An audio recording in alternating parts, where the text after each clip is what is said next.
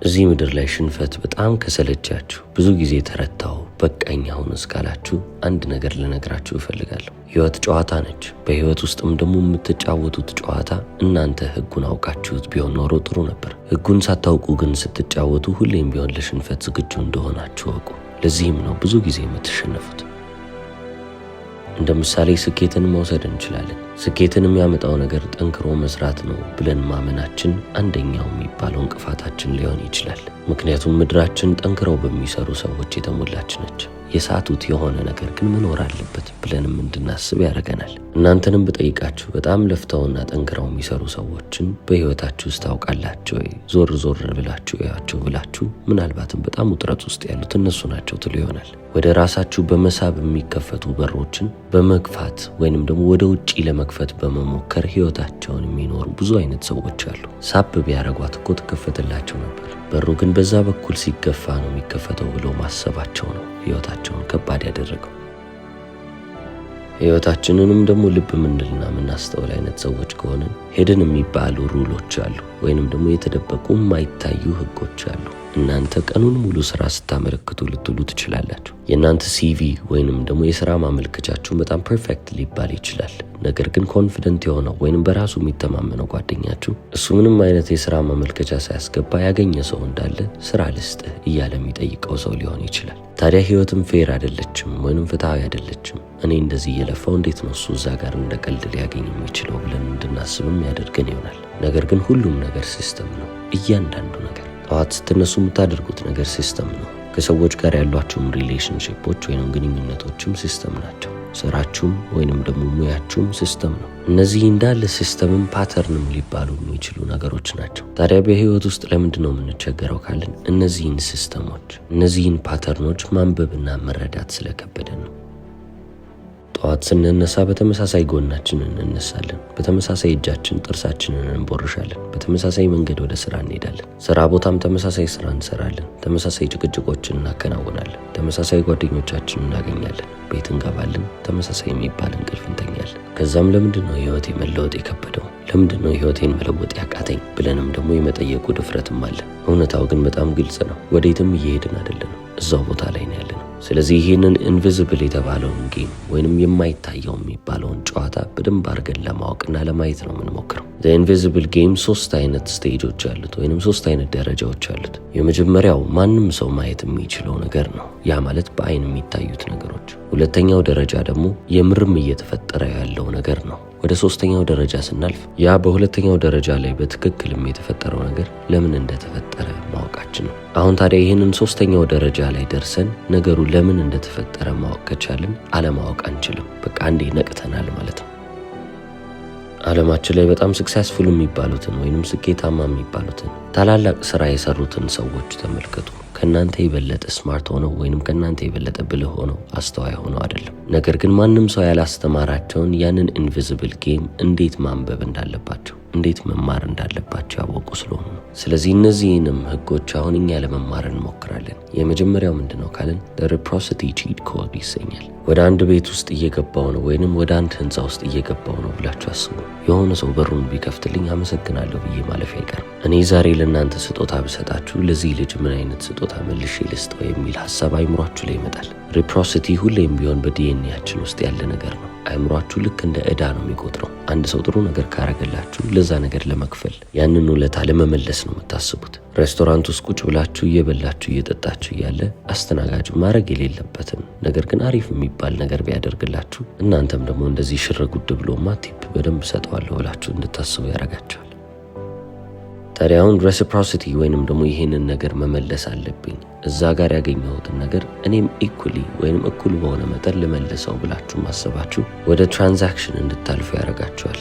ለአንድ ሰው የሆነ ጥሩ ነገርን ስላደረጋችሁ ብቻ ያንን ውለታ ወዲያውኑ መመለስ እንዳለበት ማሰብ ትጀምራላችሁ። የዛኔ ነው ጨዋታው እየተበላሸ የሚመጣው። ስለዚህ ትክክለኛ የሚባለው ሬሲፕሮሲቲ ምንድን ነው ካልን ለአንድ ሰው ማድረግ ያለባችሁን ነገር ስታደርጉ ምንም ነገር እየጠበቃችሁ አይደለም፣ ወይንም ደግሞ ይሄንን ማድረግ የለታለሁ እያላችሁ እየመዘገባችሁ ማለፍ የለባችሁ። ስለዚህ ዛሬ ይሄንን ነገር መጀመር ከፈለጋችሁ በጣም ቀላል እኮ ነው። አንድን ሰው ኮምፕሊመንት ማድረግ በቂ ነው። ለአንድ ሰው በመልካም መንገድ አስተያየት መስጠት ማለት ነው። የለበሰው ወይንም የለበሰችው ልብስ የሚያምርባት ከሆነ ምን አይነት የሚያምር ልብስን የለበስከው ወይንም የለበሽው ብላችሁ አስተያየት ሰጣችሁ ማለፋችሁ የእነሱን ቀን የሚያበራ ይሆናል። የሰው ልጅ እገዛ ሳይጠይቃችሁ እናንተ ሄዳችሁ እጃችሁን መስጠታችሁ፣ ላግዘህ ማለታችሁ አንዱ መልካም ተግባራችሁ ሊሆንላችሁ ይችላል። ታዲያ አሁን እንደነዚህ አይነት ነገሮችን ካደረጋችሁ በኋላ ምንም ነገር ማድረግ አይጠበቅባችሁ። ምንም ነገር ኤክስፔክት ማድረግ የለባችሁም። ወይንም ምንም ነገር እንዲመለስልኝ አስባለሁ ብላችሁ አትጠብቁ። እቺ ዓለም እናንተ የማታውቋትን ነገሮች እያዘጋጀችላችሁ ነው። ይህ ማለት እናንተ እዚህ ጋር የሰራችሁት አንድ በጎ የሚባል ነገር እናንተ ልብ በማትሉት በማታስተውሉት ነገር ውስጥ እጥፍ ድርብ ሆኖ ወደ እናንተ ህይወት ውስጥ ይመጣል። ህይወታችሁ በበረከት እየተሞላ የሚሄደው እናንተ አንድ ጥሩ የሚባል ነገርን ካደረጋችሁ በኋላ ያንን ጥሩ ነገርን መዝግባችሁ ከነሱም ደግሞ ሌላ ነገር እንጠብቃለሁ ሳትሉ ስትቀሩ ነው። ሰውን የምትረዱት መርዳት ስለፈለጋችሁ ብቻ ከሆነ በጣም ጥሩ የሚባል ዓላማ ይዛችኋል ማለት ነው። ከነሱ የሆነ ነገር የማትፈልጉ ከሆነ እነሱ ሲሻላቸው፣ እነሱ በጎ ሲሆኑ፣ እነሱ የተሻለ ሁኔታ ላይ ሲሆኑ የምትደሰቱ አይነት ሰዎች ከሆናችሁ ፈጣሪም ያንን ነገር ልብ ይልና በእናንተ ህይወት ውስጥም የሚያስፈልጋችሁን ቀዳዳ እየሞላላችሁ ያልፋል። ከዛም በላይ ወደ ሁለተኛው ቻፕተር እንለፍ። The 5-minute habit secret ይባላል። አንድን ልማድ ለመገንባት 21 ቀን ያስፈልጋል ወይም 66 ቀን ያስፈልጋል ሲባል ሰምታችሁ ይሆናል።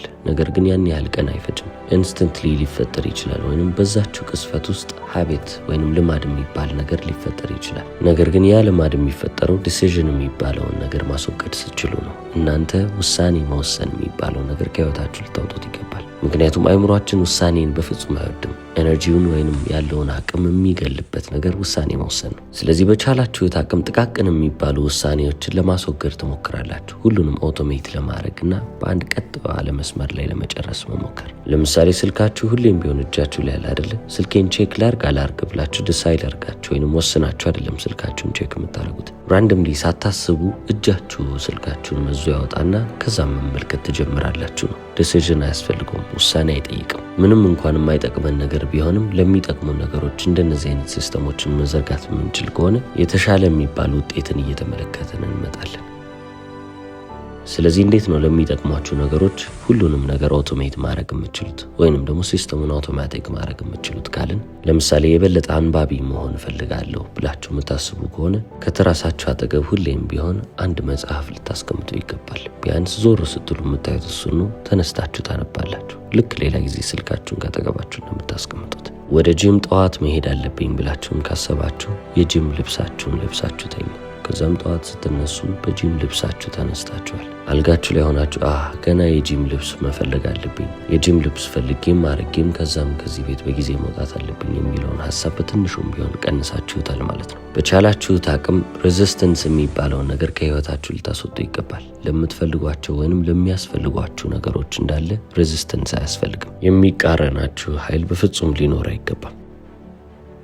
አሁን አንድ ምሳሌ ልስጣችሁ። መጽሐፍ ማንበብ ብለናል አይደል? ስለዚህ መጽሐፍ አንባቢ መሆን የምትፈልጉ ከሆነ መጽሐፋችሁ ሁሌም ቢሆን ካጠገባችሁ ሊሆን ይገባል፣ ሊርቃችሁ አይገባም። መጽሐፍ ለማንበብ ባሰባችሁ ቁጥር መጽሐፉ እኮ ገና አዛኛው ክፍል ነው፣ እዛ ሄጄ ገና ከዛ ማምጣት ይጠበቅብኛል ብላችሁ ካሰባችሁ ነገሩ ተጓተተ ወይንም ደግሞ ተራዘመ ማለት ነው። ያንን መጽሐፍ አንስታችሁ የማንበብ እድላችሁ በጣም እጅጉ እየቀነሰ ይመጣል። ስለዚህ መተው የምትፈልጉትን ልማድ የበለጠ ሬዚስተንስ እንዲኖረው ታረጋላችሁ። ለምሳሌ ስልካችሁ ላይ ረጅም ሰዓት የምታሳልፉ ከሆነና ያ እንደሚጎዳችሁ ካወቃችሁ ስትተኙ ስልካችሁን ሌላ ክፍል ታረጉታላችሁ። ጠዋት ስትነሱ ሀሳባችሁን የሚሰርቃችሁ ስልክ የለም ማለት ነው። ዞር ስትሉ ያ የፈረደበት መጽሐፍ ነው ያለው፣ በቃ ላንብብ ማለታችሁ ነው። እያስጠላችሁም እንኳን እያላችሁም እንኳን ያንን መጽሐፍ ለመደበር ቢያንስ አንስታችሁ አንድ ገጽ ማንበባችሁ አይቀርም። ስለዚህ ልማድ የሚገነባው በምንድን ነው ካላችሁ በዲሲዥን ወይም በውሳኔ ሳይሆን በኤንቫይሮንመንት ነው፣ በአካባቢያችሁ። መልመድ የምትፈልጉት ልማድ ካለ ያ ልማድ የሚያስፈልገውን ኤንቫይሮንመንት ክሪኤት ልታደርጉ ይገባል። አንባቢ መሆን እፈልጋለሁ እያላችሁ መጽሐፍ የሌለበት ቦታ ቁጭ ካላችሁ የማንበብ ልምዳችሁ እየወረደ ነው የሚመጣው እንጂ እየጨመረ አይሄድም። ስለዚህ ኤንቫይሮንመንታል ዲዛይን በጣም አስፈላጊ የሚባለው አስፔክት ይሆናል ማለት ነው። ህይወታችሁን ለማስተካከል ከፈለጋችሁ አካባቢያችሁን ማስተካከል ይጠበቅባችኋል። የማያስፈልጓችሁን ልማዶች ለመቀነስ እነዛን ነገሮች ለማድረግ የሚያስፈልገውን ነገር እያበዛችሁ ትመጣላችሁ። ሬዚስተንስ በዛ ማለት ነው። መልመድ የምትፈልጉት ሀቢት ወይንም ልማድ ካለ ደግሞ እነዛን ለመልመድ የሚያስፈልጓቸውን ነገሮች ለማድረግ ቀለል እንዲላችሁ ሁኔታዎችን ልታስተካክሉ ይገባል ማለት ነው። ይህንን ማድረግ ከቻላችሁ ሀቢቶቻችሁ ወይንም ልማዶቻችሁ እንዴት ፎርም እያደረጉ የምትፈልጓቸው ልማዶች እንዴት እየተገነቡ እንደሚመጡ ዝም ብላችሁ መመልከት ነው። ብዙም ሳትለፉ ብዙም ሳትደክሙ ህይወታችሁን እየለወጣችሁ ትመጣላችሁ። ምክንያቱም ኤንቫይሮንመንታል ዲዛይን ላይ ሰርታችኋል። አካባቢያችሁ እንዴት ዲዛይን ማድረግና ለወደፊት ህይወታችሁ እንዴት የሚበጃችሁን ነገር ማስተካከል እንዳለባችሁ አውቃችኋል ማለት ነው። ወደ 3ኛው ቻፕተር አለፍን። the 80-20 ሪያሊቲ ሃክ ይሉታል። ሐሳቡን በጣም ቀላል ነው። አሁን ላይ የምታደርጉት 80% የሚሆነው ነገር እንዳለ አላስፈላጊ ነው ወይንም ዩስለስ ነው። ቁምሳጥናችሁን መመልከት ትችላላችሁ። እዛ ውስጥ ካሉት ልብሶች ውስጥ 20%ን ብቻ ነው ደጋግማችሁ እየለበሳችሁ ያላችሁት። 80% አይለበስም። አሁን ላይ በህይወታችሁ ካገኛችሁትም ውጤት ውስጥ 20% የሚሆኑት ልፋቶቻችሁ ነው 80% የሚሆነውን ውጤት ይዞላችሁ የሚመጡት። ስለዚህ ለአንድ ሳምንት ህይወታችሁን ትራክ ለማድረግ ወይንም ደግሞ ቆይ እስቲ እንዴት እየሄድኩ ነው የሚለውን ነገር ለማወቅ ሞክሩ። እስቲ የትኛው ስራ ነው የትኛውን ውጤት ይዞላችሁ የሚመጣው? ቢዚ ያደረጋችሁ ነገር እንዳለ ጠቃሚ ነገር ነው ወይንም ውጤትን የሚያመጣላችሁ ነገር ነው ማለት አይደለም። አንድ ነገር ላይ ቀኑን ሙሉ ተጥዳችሁ ልትሉ ትችላላችሁ። ቀኑን ሙሉ እዛ ነገር ላይ ያሳለፋችሁ ማለት ግን ያ ነገር ለእናንተ በቂ የሚባል የልፋታችሁን ያህል ውጤትን ይዞላችሁ ይመጣል ማለት አይደለም። ትላልቅ የሚባሉ ነገሮችን የሚያሳኩ ሰዎች የሚለዩት እዚህ ጋር ነው። 80% የሚሆነውን ውጤታቸውን ይዞላቸው የመጣውን ስራ ይመለከታሉ። ምናልባት 20% የሚሆነው ስራቸው ይሆናል። ሀሳብና ትኩረታቸውን ሙሉ ለሙሉ እዛ 20% ላይ ያደርጋሉ። ቀሪውን 80% ችላ የሚሉ ወይንም ኢግኖር የሚያደርጉ ሰዎች ናቸው።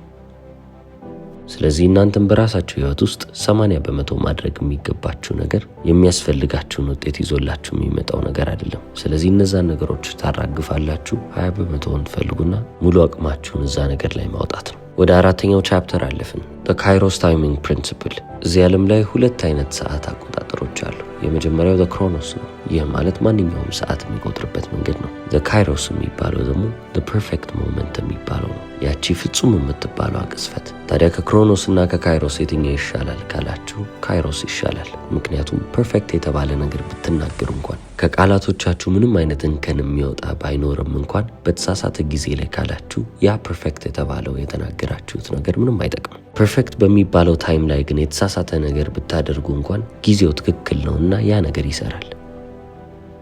በድርጅታችሁ ውስጥ ከፍ ያለ ደሞዝን የምትፈልጉ ከሆነ እንግዲህ እዛ ድርጅት ውስጥ ጥሩ ጊዜ ሲመጣ ያንን ነገር ብታደርጉ ይሻላል። ለምሳሌ ክራይሲስ የተባለበት ጊዜ ላይ ወይም ቀውስ በተፈጠረበት ጊዜ ላይ ትልቅ የሚባል መፍትሄን ታመጡና ድርጅቱን አንዴ ማትረፍ ከቻላችሁ በኋላ ሁሉም ሰው የእናንተን ዋጋ ከተረዳ በኋላ በዛ የደስታ ሰሞን ላይ ሆናችሁ ነው አለቃችሁ ጋር ጠጋ ብላችሁ ከዚህ በላይ ይገባኛል፣ ትንሽ የደሞዝ ጭማሪ ያስፈልገኛል ብላችሁ ብታናግሩት አለቃችሁ የበለጠ ለዛ ሀሳብ ክፍት ይሆናል። ድርጅቱ ጥሩ በማይሰራበት ጊዜ ሄዳችሁ አለቃችሁ እንደዛ ብጠይቁ ግን ምንም አይነት ሴንስ አይሰጥም። በተጨማሪም ሰው በአንድ ሀሳባችሁ ላይ እንዲስማማላችሁ ከፈለጋችሁ መጀመሪያ ያንን ሀሳባችሁን ከማጋራታችሁ በፊት ሌሎች ሀሳቦችን እያነሳችሁ በዛ ሀሳብ መንደርደሪያ ልታገኙ ይገባል። ይህ ማለት ምን ማለት ነው? የሆነ መጠየቅ የምትፈልጉት ውለታ አለ ልበል። ያንን ውለታ ከመጠየቃችሁ በፊት ያንን ሰው ከእናንተ ጋር እንዲስማማ ማድረግ መቻል አለባችሁ። ብዙ ጊዜ እሺ፣ አዎ እንዲል ታደርጉታላችሁ። አይምሮ አንዴ አዎ እያለ እየተለማመደው ከመጣ በኋላ ያንን ውለታ ስትጠይቁት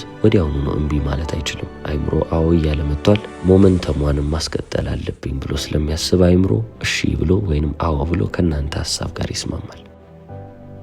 በተጨማሪም አይምሮአችን የራሱ የስ ሞመንት እና ኖ ሞመንቶች አሉት። አውቶማቲክሊ ለነገሮች ክፍት የሆነበት ጊዜ አለ፣ ምንም ነገር አልፈልግም የምንለውም ነገር አለ። ለምሳሌ ጠዋት ቡና ከጠጣን በኋላ ሰው ቢያናግረን በጣም ደስተኛ ሆነን ልናስተናግደው እንችላለን። ነቃ ያልንበት ሰዓት ነው፣ ቀኑ ገና አልተጫጫነንም። ነገር ግን ማታ ከስራ መልስ ደክሞን ቤት እየገባን እያለ ምንም አይነት ሪኩዌስት ሲመጣ አይ እምቢ አልፈልግም የማለት እድላችን ከፍ ይላል። አብዛኛው ሰውም ደግሞ ይህንን ፕሪንሲፕል ይህንን መርህ ባለማወቅ ነው ትልቁን የሚባለውን ስህተት የሚሳሳተው። ፐርፌክት ወይም ፍጹምና ትክክለኛ የሚባለውን ጥያቄ በተሳሳተው ሰዓት ይጠይቃሉ። ጥያቄያቸው ላይ እኮ ምንም አይነት እንከን ልታወጡላችሁ አትችሉም፣ በጣም ምርጥ ነው ትላላችሁ። ነገር ግን ጊዜው የተሳሳተ ነውና ያንን እድል መልሰው ያገኙት። ካይሮስ የሚባሉት ነገሮች እንዳለ የራሳቸው የሚባል ሰዓት አላቸው ማለት ይቻላል። ሞር ኦፕን ስትሆኑ፣ የተሻለ ኤነርጂ ሲኖራችሁ፣ ልክ እምቢ ለማለት በጣም ዝቅተኛ የሚባለው ጊዜ ላይ ስትሆኑ ያቺን ነገር ተዋርጋችሁ መጠየቅ ነው። ለዚህ ነው ግሪኮች 2 አይነት ጊዜዎች አሉ